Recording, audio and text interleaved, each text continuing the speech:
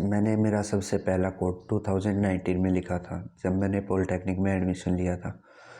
उसके बाद से मैंने बहुत सारी नई चीज़ें सीखी, जैसे कि data structures and algorithm, problem solving skill पे भी बहुत ज़्यादा फोकस किया था, जिसकी वजह से आज मेरी प्रॉब्लम सॉल्विंग स्किल बहुत ज़्यादा सही है। इसके बाद मैंने वेब डेवलपमेंट भी सीखा, थोड़ा बहुत मैंने सिस्टम आर्किटेक्चर भी किया।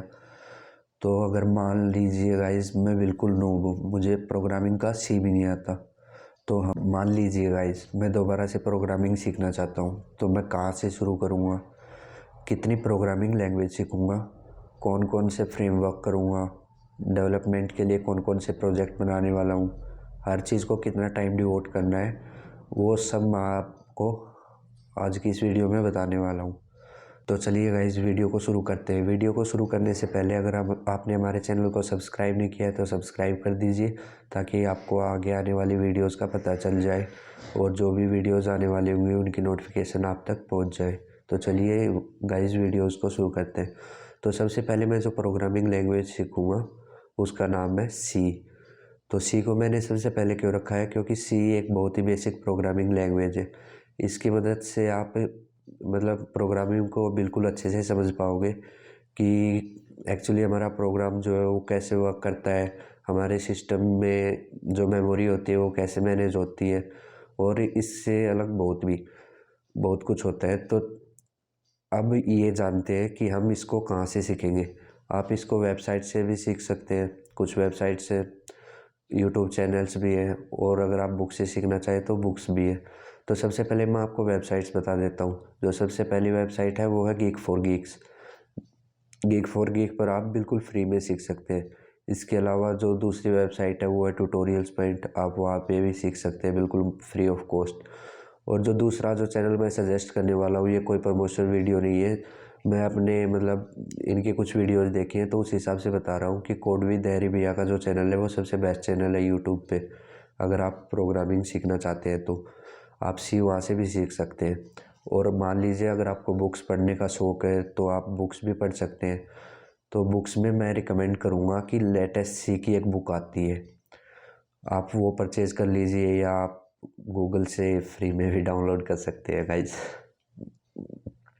तो ये जो लेटेस्ट सी बुक है ये लगभग हर कॉलेज में पढ़ाई जाती है, तो ये आपको मिल जाएगी अगर आप बुक्स से पढ़ना चाहते हैं। तो इन सभी के लिंक्स मैं डिस्क्रिप्शन में डाल दूँगा, आप चेकआउट भी कर सकते हैं। तो गाइज हम देखते हैं कि इस सी प्रोग्रामिंग लैंग्वेज को सीखने में हमें कितना टाइम लगेगा। या मान लीजिए आप अगर डेली 2 घंटे डिवोट करते हैं, मतलब आप कंसिस्टेंसी रखते हैं, डेली लगातार 2 घंटे करते हैं, तो आप इसको मैक्सिमम 2 मंथ्स में कंप्लीट कर देंगे। अगर आप अच्छे से करते हैं तो आप इसको पहले भी कंप्लीट कर सकते हैं। तो गाइज़ अब आपने बेसिक प्रोग्रामिंग लैंग्वेज सीख ली है, तो अब हम थोड़ा मूव ऑन करते हैं हाई लेवल प्रोग्रामिंग लैंग्वेज की तरफ। तो उसमें आती है C++, जावा, पाइथन, और भी आती हैं, आप देख सकते हैं। तो मैं आपको सजेस्ट करूँगा कि आप C++ चूज़ करें, क्योंकि C++ एक, तो गाइज इन तीनों में से आप कोई भी एक लैंग्वेज चूज़ कर सकते हैं। इसके अलावा आपको इसमें ऊप्स सीखने को मिलेगा, ऊप्स, ऑब्जेक्ट्स। इन प्रोग्रामिंग लैंग्वेज में आपको ऊप्स, क्लासेस, ऑब्जेक्ट सीखने को मिलेंगे।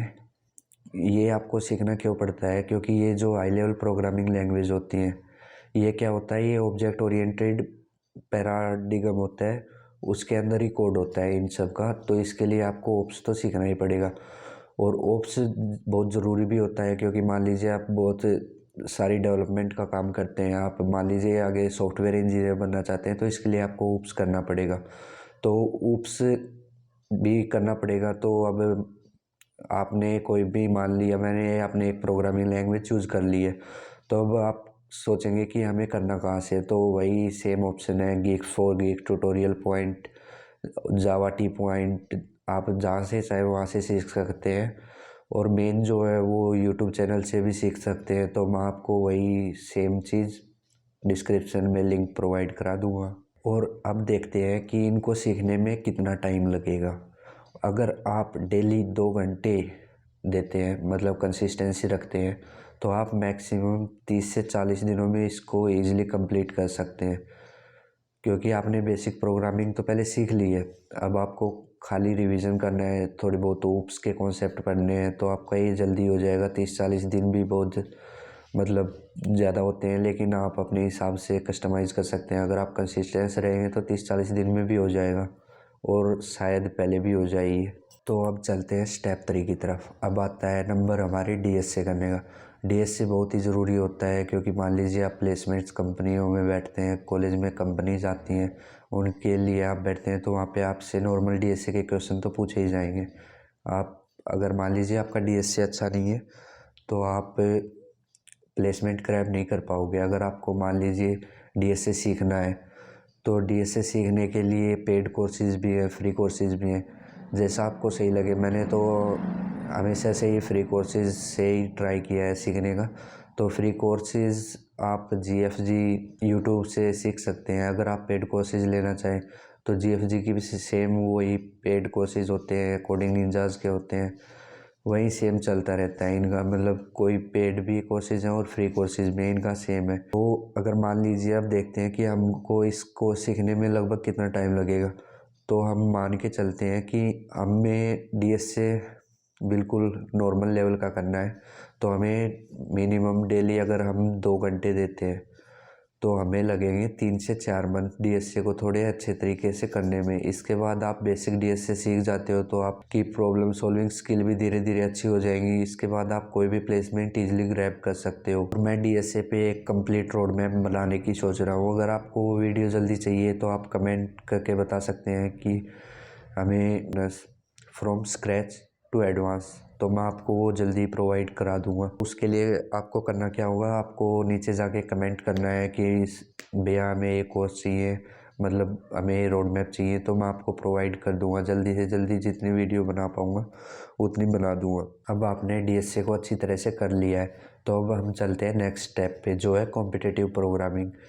अब आप में से बहुत सारे बच्चे पूछेंगे कि कॉम्पिटिटिव प्रोग्रामिंग क्यों ज़रूरी है। तो कॉम्पिटिटिव प्रोग्रामिंग ज़रूरी इसलिए है क्योंकि उसकी वजह से हमारे जो प्रॉब्लम सॉल्विंग स्किल है वो थोड़ी एक लेवल और ऊपर हो जाती है। उसके कारण हमें, मान लो हम इंटरव्यू राउंड में बैठते हैं, तो हमें कोई किसी टाइप का स्ट्रेस नहीं होता। जो हम कॉन्टेस्ट देते हैं ना, उनमें टाइम लिमिट होता है, तो वो टाइम लिमिट का स्ट्रेस हैंडल करना हम सीख जाएंगे। और जैसे जैसे हम मतलब कॉम्पिटिटिव प्रोग्रामिंग करते रहेंगे तो उस हिसाब से हमारा लेवल बिल्कुल अप हो जाएगा। तो इसलिए कॉम्पिटिटिव प्रोग्रामिंग करना भी ज़रूरी है। अगर आपके पास टाइम कम है तो आप रहने दे सकते हैं, लेकिन अगर आपके पास बहुत ज़्यादा टाइम है तो आप कॉम्पिटिटिव प्रोग्रामिंग को एक बार ज़रूर ट्राई करें।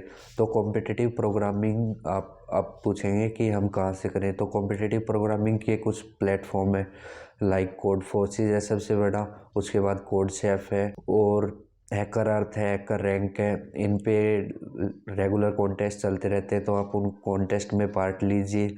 वहाँ पे आपको मतलब रियल इंटरव्यू वाला फील आएगा कि कैसे इंटरव्यू होते हैं, कैसे प्रॉब्लम सोल्व होती है। आप मान लीजिए सोल्व नहीं कर पाते, कोई बात नहीं है, लेकिन आप उस कॉन्टेस्ट में पार्ट तो लीजिए। आपको पता चलेगा कि कैसे क्या हो रहा है, कैसे कॉन्टेस्ट हैंडल होते हैं, कैसे कॉन्टेस्ट के थ्रू कंपनीज हायर करती है। तो इसके लिए आपको कॉम्पिटिटिव प्रोग्रामिंग भी बहुत ज़रूरी है। तो इन वेबसाइट्स के लिंक मैं डिस्क्रिप्शन में प्रोवाइड कर दूंगा। तो अब हमने प्रोग्रामिंग लैंग्वेज भी कर ली है, डीएसए भी कर लिया है, और कॉम्पिटिटिव प्रोग्रामिंग थोड़ा बहुत करने के बाद हमारी प्रॉब्लम सॉल्विंग स्किल भी अच्छी हो गई है। तो नेक्स्ट स्टेप आता है डेवलपमेंट का। तो डेवलपमेंट में आप कोई भी प्लेटफॉर्म होते हैं कोई भी चूज़ कर सकते हो, like web development, Android development, machine learning, या जो कुछ मतलब आपको सही लगे, आपके हिसाब से जिस फील्ड में आप जाना चाहिए उसके हिसाब से चूज़ कर सकते हैं। तो जो मैं सजेस्ट करूँगा वो वेब डेवलपमेंट करूँगा, क्योंकि वेब डेवलपमेंट क्या होता है, सीखने में काफ़ी इजी रहती है, ज़्यादा टाइम नहीं रहता, ज़्यादा टाइम नहीं लगता। अगर मान लीजिए आपके पास लो एंड पीसी है या कोई लो एंड लैपटॉप है, तो आप उसके अकॉर्डिंग अपने पीसी को कस्टमाइज़ कर सकते हैं। उसके कारण आपके पीसी पर कोई लोड भी नहीं आएगा और आप पीजी वर्क कर सकते हैं। अगर आप चाहें तो एंड्रॉयड डेवलपमेंट और मशीन लर्निंग भी कर सकते हैं। अगर मान लीजिए आप कोई भी एक वेबसाइट बनाते हैं वेब डेवलपमेंट में, तो आपकी वो वेबसाइट एक डोमेन पे, मतलब कोई भी एक सब डोमेन ले सकते हैं, या कोई भी फ्री होस्टिंग सर्विस पे आपको वो आपका जो वेबसाइट बनाया है, जो प्रोजेक्ट है, आप उसको लाइव करके छोड़ दीजिए। ताकि मान लीजिए आप प्लेसमेंट्स में बैठते हैं, आपका रिक्रूटर आपसे पूछता है कि आपने वेब डेवलपमेंट में क्या बनाया, तो आप उसको ईजिली बता सकते हैं कि मैंने ये बनाया है सर, मेरी वेबसाइट का लिंक ये है। तो वो उससे क्या होता है, इससे आपकी प्रोफाइल पे थोड़ा अच्छा इंप्रेशन पड़ता है। और अगर मान लीजिए आपने एंड्रॉयड का कोई प्रोजेक्ट बनाया है तो आपको प्ले स्टोर पे उसको पब्लिश करना होगा।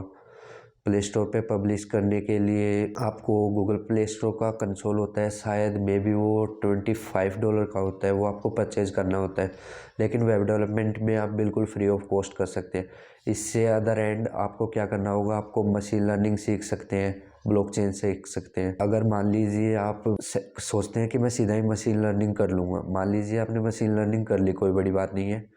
लेकिन क्या होगा कि मान लीजिए आपको किसी कंपनी ने हायर किया, मशीन लर्निंग प्रोजेक्ट बना दिया आपने, वो बोलेंगे कि अब इसको इस वेबसाइट में वो करके दिखाओ, मतलब ऐड करके दिखाओ, जॉइंट करके दिखाओ। तो आपसे नहीं हो पाएगा, क्योंकि आपने वेब डेवलपमेंट या एंड्रॉयड डेवलपमेंट तो किया ही नहीं है। तो इसके लिए आपको सबसे पहले एंड्रॉयड या वेब डेवलपमेंट करना होगा। इसके बाद आप जो भी चाहे मशीन लर्निंग, ब्लॉकचेन चूज कर सकते हैं, वो आपकी मर्जी रहेगी। और अदर हैंड मान लीजिए आप इंटर्नशिप के लिए ट्राई कर रहे हैं, तो आप GSOC करके होता है गूगल का एक कॉन्टेस्ट होता है, ओपन सोर्स कंट्रीब्यूशन, आप उसमें भी ट्राई कर सकते हैं। उसमें क्या होगा, आपको मतलब कुछ अच्छे खासे पैसे भी मिल जाएंगे अगर आप विनर होते हैं तो। और वहीं से आपकी प्लेसमेंट्स भी हो सकती हैं, आपको कंपनीज हायर कर सकती है वहीं से। तो अब आप वो बताता हूँ कि आप डेवलपमेंट कहाँ से सीख सकते हैं। डेवलपमेंट के क्या है, कुछ पेड कोर्सेज भी हैं, फ्री भी है। तो प्लेटफॉर्म जो है वो है यूडमी है, कोडिंग निंजाज है, GFG है, यूट्यूब है। यूट्यूब पे आपको ऑलमोस्ट फ्री कंटेंट ही मिलता है, पर किसी किसी बंदे का वहीं पे डिस्क्रिप्शन में पेड कंटेंट भी होता है। लेकिन आपको आपकी मतलब थिंकिंग है कि आप पेड कोर्स करना चाहते हैं या फ्री कोर्स करना चाहते हैं, वो आप पे डिपेंड करता है। मैं सजेस्ट करूँगा कि आप फ्री कोर्स ही ट्राई करें, पर कई बंदों का क्या होता है कि वो पेड कोर्सेज लेना पसंद करते हैं।